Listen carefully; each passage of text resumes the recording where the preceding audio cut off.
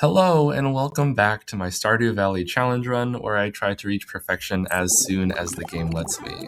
Today is the first day of fall and the new season brings new challenges, requirements, and opportunities for perfection. First off, fall gives us tiger trouts, which we couldn't catch in summer or spring, and it also gives us salmon, which similarly we couldn't catch until this season. I do need the salmon so I can smoke it and give it to our new raccoon friends up at the stump. Well, just friend. It's just the guy for now. In town, the Help Wanted quest is the Greet Everyone quest from Emily, and as we need to work on our friendships for perfection, now is a great time to do so.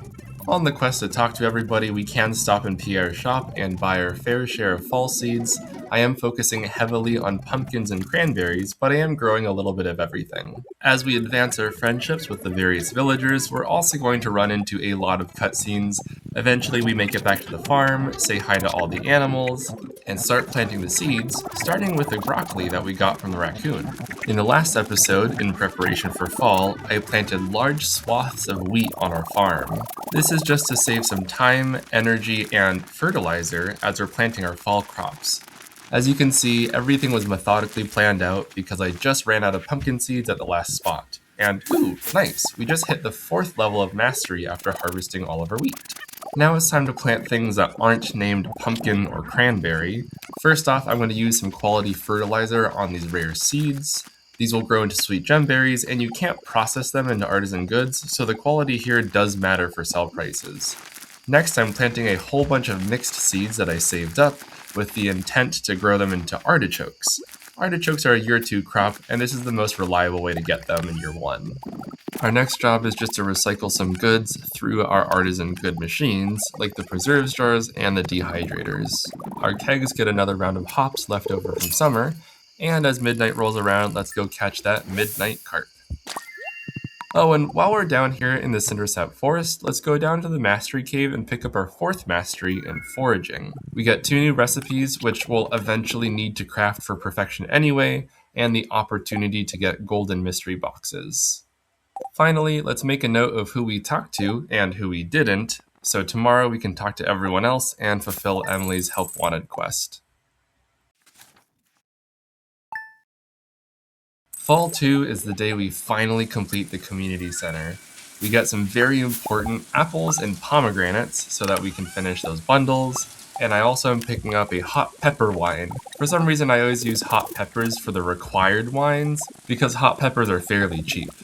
Hanj has a little arborist moment here by putting some tappers on some new oak trees and chopping down some mahogany trees for hardwood.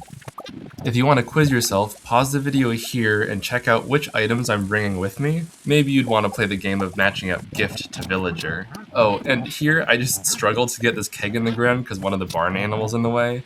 There we go, I get it down on the ground, and now we can start giving gifts to some villagers. First off, Rasmodius the wizard gets the Void Essence. I don't actually need to talk to him for Emily's quest, but he has 0 hearts, so I need to work on that. And on the way to Leah's, I'm going to fish up a walleye, which you can only catch on rainy days, so it's perfect that fall 2 is rainy. Leah, a fan of finer foods, gets an iridium truffle, Jas gets her ancient doll, and Marnie gets a diamond. Once we head into town, we get the cutscene for the special orders board. This is a very important component to our perfection run, and I talk about this in more detail in episode 0. Now let's rapid fire some gifts. Sam gets a cactus, Lewis gets a tomato because I don't have a love gift for him, Abigail amethyst, Caroline summer springle, Pierre tomato, Vincent snail, and Jody a diamond.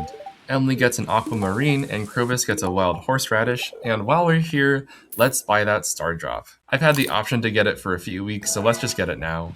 We'll pick up our juicy bug special order, give Elliot a pomegranate, Willie a catfish, and Sebastian a frozen tear, and I guess we'll leave him alone. I think that's what he wants. Penny gets a raw sandfish for her birthday, kinda weird that that's a loved gift, and Alex gets some cooked salmon. We walk in on a fight between Robin and Demetrius. If I tell you to go to the store and pick up some fruit and you give me tomatoes, I'ma smack you, okay? I side with Robin on this one, not Demetrius. Anyways, Demetrius strawberry, Maru gold bar, and Robin goat cheese. Linus and Haley get desert forageables, Harvey gets caffeine, Shane gets is hot pepper a fruit, Pam parsnip, Gus diamond, and I forgot we already gave Emily a gift. Wow, one more person. Who could it be? Oh yeah, Clint. Hey, now we're at least 2 hearts with every villager, except for Crovis and the wizard, and Leo, and Kent. Hopping over to the community center, we toss our walleye into the fish tank, completing that room as soon as possible without counting the traveling cart. And next we turn in the last ingredients to complete the bulletin board, which will fortunately up our hearts with the wizard and Crovis. And with that, we've completed the community center, a huge milestone in his perfection run. Well, the late game awaits. The first thing we'll do is stop by the Adventurers Guild to pick up some of our monster slaying rewards, and hey, that's a pretty cool hat. Let's swap it out. Next, we'll hop into the mines and start working on that Juicy Bugs quest. All the while, I am still tracking how much money that we're getting from the parrot egg, and here the power of the burglar's ring is really shining through because we're completing this quest twice as fast. Also, speaking of quests, we are double dipping here and completing a help wanted quest by gathering copper ore for Clint. 4 hours later, we've gotten all the copper ore and we're halfway done with our bug slaying. Once we get home, let's give our horse Peanut our previous hat and head off to bed. Overnight, the Junimos take care of that glittering boulder, which unlocks panning for us once we see that cutscene with Willy. Fall 3 is not that good of a luck day, but it does start out with 2 ancient fruit growing, and I'm going to place them on specific tiles at a specific time so that I can guarantee I get 3 seeds back from each machine. We also see a bit more oak resin coming from our oak tree farm, and that means more kegs. Today we get a new harvest of wheat in the places that we used to have starfruit, and the deluxe speed grow that's still in the soil will help these cranberries catch up to our previously planted cranberries on fall 1. Here I'm propagating more garlic, eventually for a crafting recipe and the polyculture achievement. And now that we've gotten roe from our sturgeon, which turned into caviar, we don't really need them anymore, and I accidentally returned 1 fish back to the river. As a quick note, I am using the predictor to figure out what the raccoon's going to request next week, so I'm drying these wild plums in preparation for that. And I'm going to pop the crimson fish into the fish pond so that it can start producing roe, which will make for, I think, better profits than the sturgeon. At this point, I want to make use of one of the perks we got from Foraging Mastery on Monday. I'm planting a mystic tree seed, of course with tree fertilizer, to grow a mystic tree. After we tap it, we can get mystic syrup, and this is an important item for some late game crafting recipes, one of which is a treasure totem, which we also picked up from Foraging Mastery. The last Foraging Mastery perk are the golden mystery boxes, and although some of their loot is really valuable, the predictor is showing me that I'm not going to get those super valuable items, but I'm going to get a few dishes and some deluxe speed grow. After all of those cutscenes, we get to this very important decision, and we must finish this the old-fashioned way. It's just so good to see Morse punched off the screen. And interestingly, after this cutscene, the game thinks we talk to Clint, so we can complete his Help Wanted quest.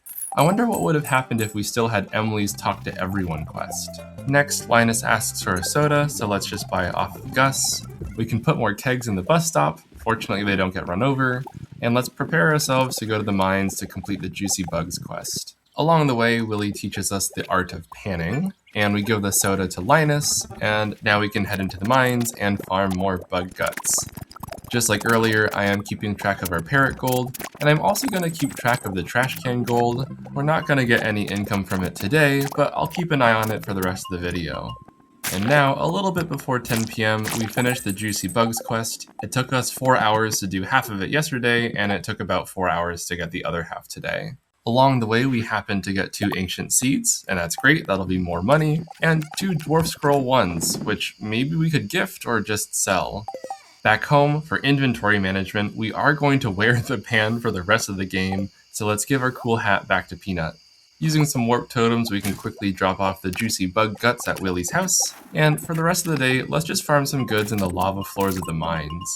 This montage is a nice time to update you on the gold we've gotten from the parrot egg, and speaking of trinkets, we do get a magic quiver here, which really isn't that useful. I'd rather have the gold. Normally I'd trash the magic quiver for gold, however, since we're near the Adventurers Guild anyways, let's just walk over there and sell it. Lastly, at night, we now have access to the missing bundle, but more on that next week, I think.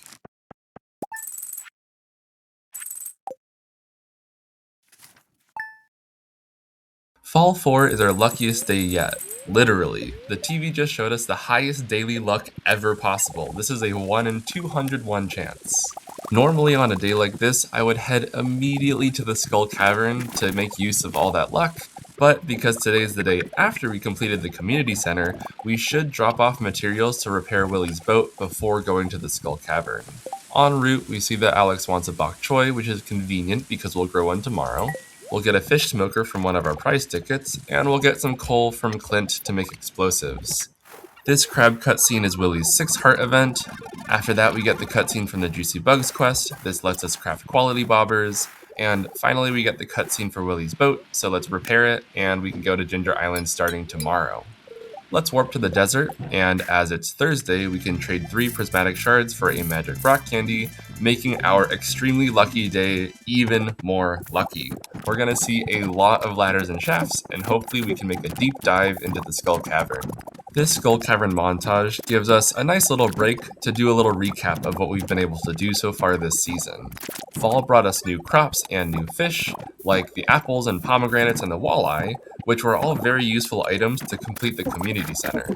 Completing the bulletin board increases our friendship with the non-romanceable villagers, so this means that we have at least 2 hearts with everybody, well, except Leo and Kent now. And right about now, I want to direct your attention back to what's happening on the screen, because we get a treasure floor here on floor 96, which gives us a dark cowboy hat. This item has been a running gag in this series, and I don't think it's worthy enough to even go in our iridium trash can, so I'm just leaving it on the floor. Fortunately, 4 floors later, we make it down to floor 100, and we actually get respectable treasure here. I'm just gonna sell this purple slime egg for money, but hey, I like money. Okay, back to my recap. I left off on talking about the bulletin board, which increased friendships, and that reminds me of Emily's Help Wanted quest, where we talked to everybody and gave gifts, also increasing friendships. And thinking about quests, we completed our first special order, getting the juicy bug guts for Willie, and that gave us a crafting recipe. And thinking of crafting recipes, we also got our 4th mastery level with foraging, which gave us 2 new crafting recipes. So basically what I'm trying to say here is that even though there's a lot of moving parts, everything just seems to be falling into place. And speaking about falling into place, we get a perfect shaft that gets us right down to floor 200. And I'm almost certain that shafts don't actually stop at floor 200 or 300 like they do at floor 100. I just got really lucky there and didn't accidentally skip the treasure floor.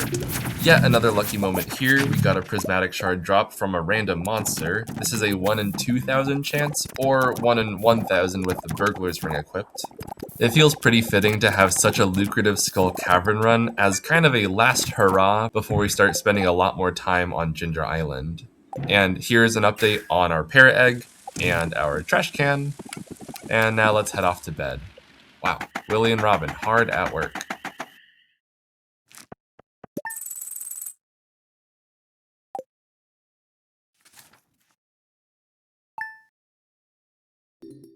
Wow, another lucky day, not as lucky as the 1 in 201 chance, and the dwarf statue gives us the +1 ore buff.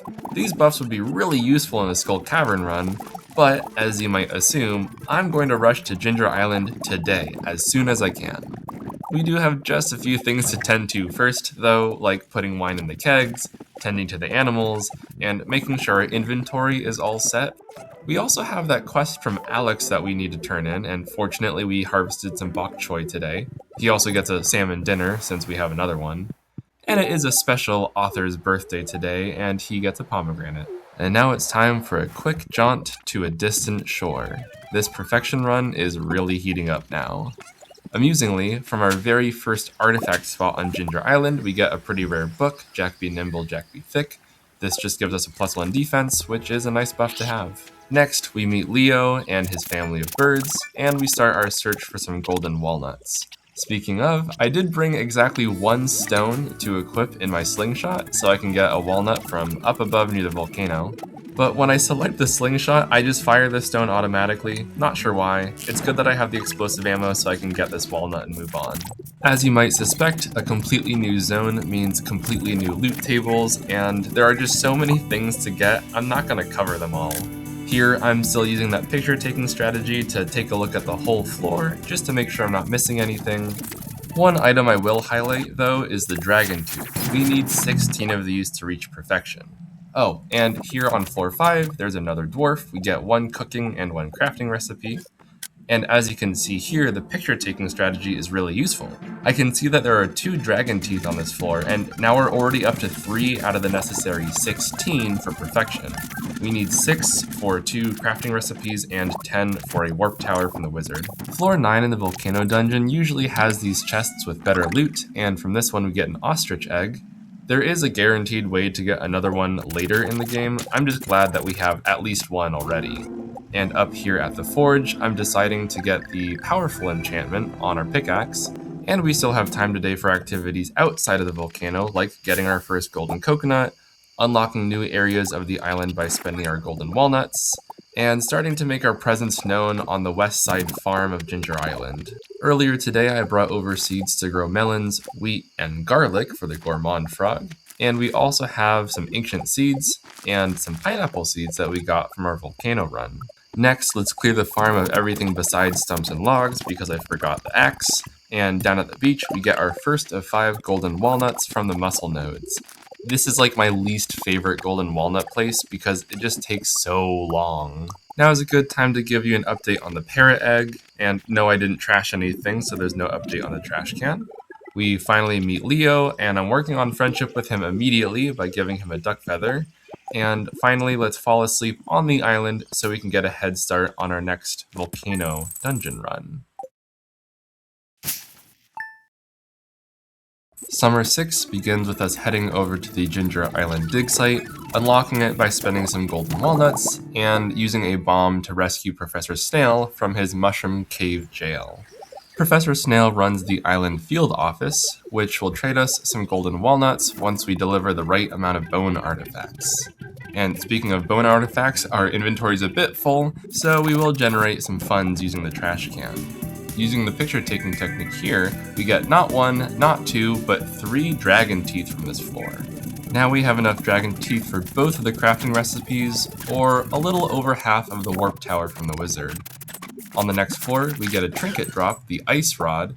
This one isn't too useful, but it does count for 600 gold in the trash can. We briefly say hi to the dwarf on floor 5 before going to floor 6 and finding a rare chest.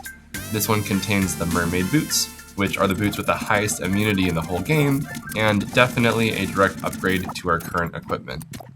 Floor 9 also has a rare chest, and this one drops a hot Java ring. If we equip it and slay a monster, we have a chance to get coffee or maybe triple shot espresso. For now I won't equip it, but I'll keep it in mind in case I want it for later. Now we warp back home and immediately head out to run some errands. Clint can open a golden coconut to give us a golden walnut, and while we're here, I'll buy some more coal and upgrade our our pan, to steel. Gunther gets some bone artifacts that we got from the dig site, and warping off to the desert, it is Saturday, so Sandy gives us some fresh milk. And let's buy some starfruit seeds from her to plant on our new Ginger Island farm. This time I did bring the axe so I can clear out the stumps, the logs, and the palm trees down by the beach. Even though it might seem that I have as many iridium sprinklers as I'll ever need, I actually don't have enough to fill the whole farm just yet. I think I got some bad luck with thunderstorms in that I didn't have that many, and I don't have as many batteries as I would want. Even so, it's time that's limiting my planting today. And while I finish up planting, including these taro roots, I want to update you on the parrot egg, of course, and also the trash can. And warping back home, I just got a little bit greedy with trying to put these bars in the furnaces, and Hanj passes out, unfortunately, before getting the last one.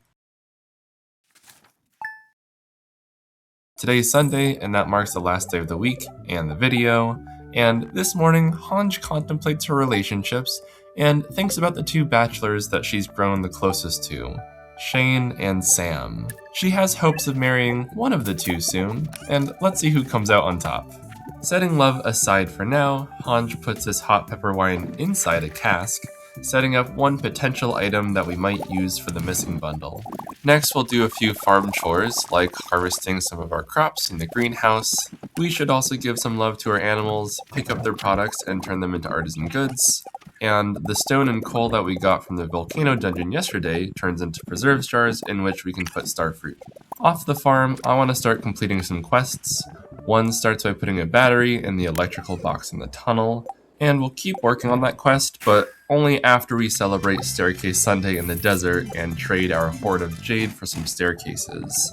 That initial quest leads us up to the bus stop up north, but that does kick off a second quest line for the Dark Talisman. The first quest requires us to place seemingly random items around town, like that rainbow shell in the bus stop and the beets in Mayor Luce's fridge. It also requires us to bring a solar essence to the desert, and now I'm realizing that we're gonna have to double back there anyway. In the meantime, let's give 2 loved gifts to our 2 potential spouses, trying to get those friendships up to 8 hearts. Now, back to the Dark Talisman quest. We do need to complete it because it unlocks the wizard buildings for us. And while we're here in the sewer, let's actually take a pit stop and try to catch one of the legendary fish. This is the mutant carp, and to me, it's one of the easier ones. Our quest brings us to the mutant bug lair, which gives us some fiber, and also some gold from the parrot egg from slaying some monsters, so I'll update that. Finally, this location is home to a unique fish, so let's cast out our line and reel in the slime jack. Now we can get out of the stinky sewer and keep working on those 2 quests. We do need to give the sand dragon its final meal, meaning the solar essence, and this whole quest chain will unlock the casino for us, which we really only need for perfection because there's a rare crow hidden in there. In the witch's swamp, we distract the goblin with some void mayonnaise, and I could stop here for the void salmon, but I'd rather spend the day doing other stuff. We'll come back for that fish later. Instead, I want to head over to Ginger Island and make sure that we have enough time to plant our remaining starfruit seeds in the ground. It does look like I have most of the farm covered, but I still want more iridium sprinklers. Later on, we get to see Leo, and I can give him another duck feather, and use our axe to get the golden walnut hidden in this tree. Next, we'll explore the west side of the island. First, we'll talk to Birdie, and she'll give us the war memento that we eventually need to give to Kent. And in the Tiger Slime Grove, I get the golden walnuts in the ground, from the slime, and in the bush hidden behind the tree. A bit more north, we have the Simon Says game. This game can be a little bit difficult, especially the last round. If you want, you could record the pattern and play it back, or you could just have excellent memory like me and solve it on your first try. All this hard work nets us over 20 golden walnuts, which is the required amount to rebuild the farmhouse on Ginger Island. Though I think Hanj will warp back home just to make sure that all the machines and animals are looking alright before we sign off for this week. So, while our intrepid adventurer finishes up her last evening chores, I want to say thank you for coming along and enjoying this video with me. It's always fun sharing Stardew content with you. So let's head off to bed, and I'll see you in 2 weeks. Bye!